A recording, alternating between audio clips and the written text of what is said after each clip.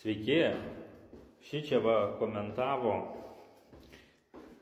gal Alytaus ar kažkur brokeris, lyg tai iš Kapitalo, ar kur jisai tenai yra, ane? Ir pasakysiu vieną dalyką.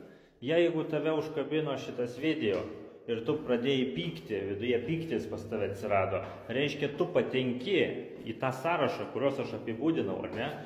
O aš būtent kalbėjau apie tuos brokerius, kurie nedirba, apie tuos lodorius, kurie įdeda porą skelbimų ir jie žmogui sako, kad mes dirbam, čia mes paleidę skelbimus. Tai aš tik tai žmonės raginu tikrinti. Jeigu jie paprašys darbų ataskaitų, tai natūralu. Jeigu jie pasamdė kažkokį agentą, taip, tai natūralu.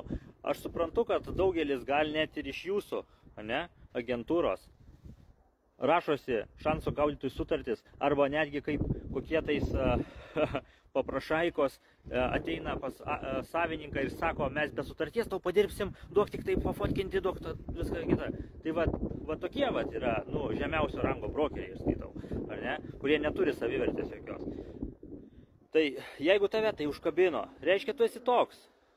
O jeigu tu esi tikrai geras brokeris ir tu sąžiningai gerai dirbi, tai darbų ataskaitos tau turėtų būti įprastas dalykas.